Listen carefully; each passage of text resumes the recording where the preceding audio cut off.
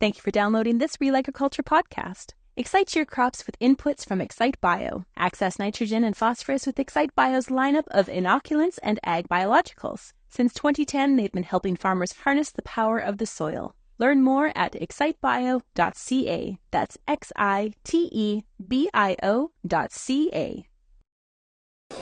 Shaun Haney here with Real Ag Radio, World Radio 147, Sirius XM, and we're at the National Association of Farm Broadcasters meeting in Kansas City. And right now we are at the Renewable Fuels Association, the RFA's booth. We're joined by Geoff Cooper. Geoff, how are you doing? I'm great, Shaun. How are you? I'm doing fantastic. Okay, we've got administration change in the United States. My expectation, maybe I'll get you to comment on it, but I think you've got some work cut out for you to make sure, remind the new administration about the importance of biofuels. Yeah, we certainly have our work cut out for us, I think, but we've been here before. We go through this every 4 years, and there's a change in administration.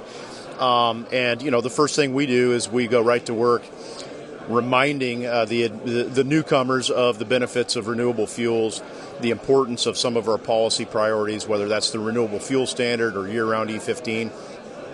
And I think with Mr. Trump, we have an opportunity to underscore that ethanol and renewable fuels really check a lot of the boxes of the things that they say are important to them, whether that's energy security. They talk about American energy dominance, manufacturing jobs, bringing manufacturing back to rural America, lowering fuel costs for consumers. Those are all things that ethanol and renewable fuels do and can help this administration achieve those goals.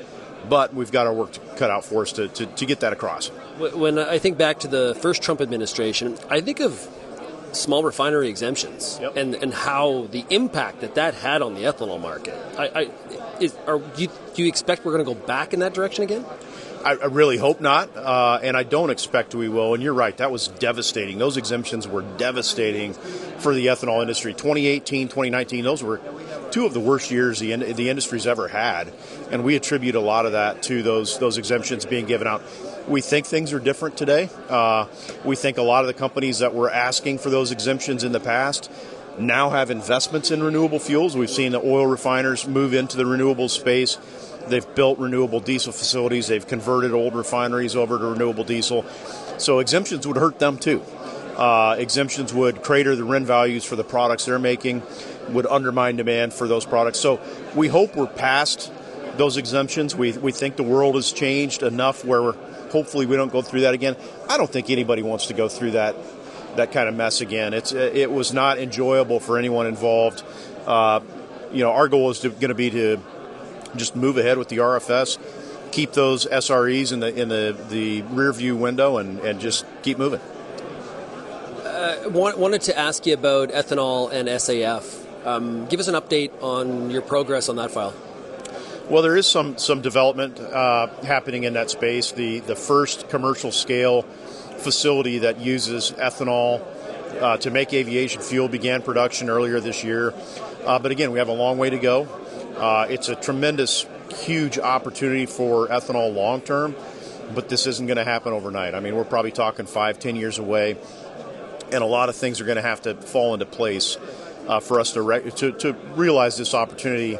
And at the top of that list is having the right tax policy in place. So when we talk about the 45Z tax credit, the 40B SAF credit, all those things that came out of the Inflation Reduction Act, we've got to have smart tax policy. It's got to be stable, and it needs to have durability in order for these investments to move forward. You probably know more about this than anybody that's in this room. What is taking so long on 45Z? It has been our biggest frustration of the year is that we're sitting here in mid-November and we still don't have even a proposed rule on 45Z.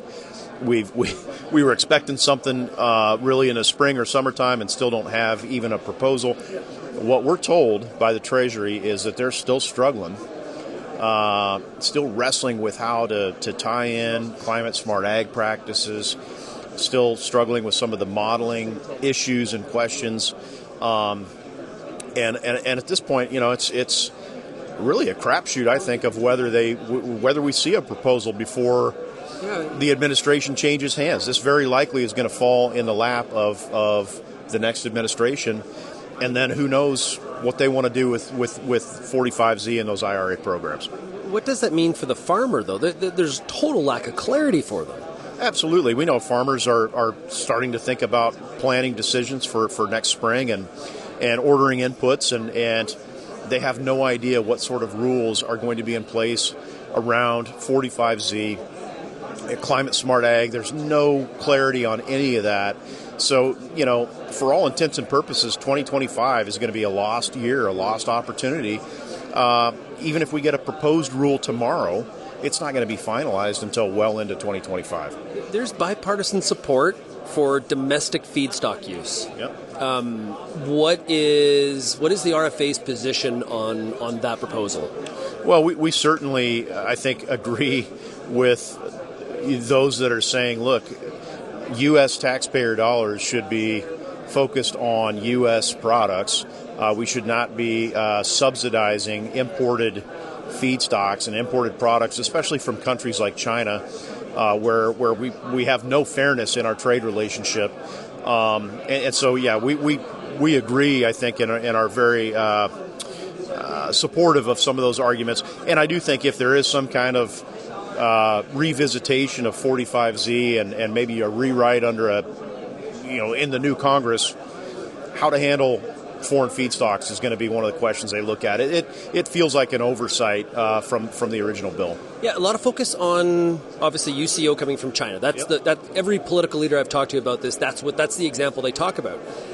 But this is cutting scope creep. There's a wide swath being cut here. It also impacts, say, a country like Canada. That's right. Where I'm sure you have heard from some of your Canadian counterparts about, does domestic mean continental, or what exactly is the definition? Does that mean Canadian canola can't make it? Canadian corn? Canada is also the largest purchaser of U.S. ethanol. You got a customer to sort of appease here too. So break that down for us. Yeah, that's absolutely right. And that's why we've been a little bit hesitant on endorsing some of the legislation that's out there that would just put a blanket ban on eligibility for any foreign feedstocks. We have great trading partners with Canada when it comes to biofuels. We don't want to penalize our Canadian friends. We get a lot of feedstock from Canada for biodiesel and renewable diesel. We ship them a lot of ethanol in return. That's working well. We don't want to mess that up. So as we think about the foreign feedstock question, our position really has been, let's draw a circle around the problem. The problem is Chinese used cooking oil and, frankly, Brazilian tallow we would put on that list as well. We don't have fair and free trading relationships with either one of those countries when it comes to biofuels. So our position has been, if they're going to treat us a certain way, we should reciprocate that treatment for their feedstocks coming in and their finished biofuels coming in too. Geoff, really appreciate the conversation and look forward to our next chat. All right. Thanks so much, Shaun.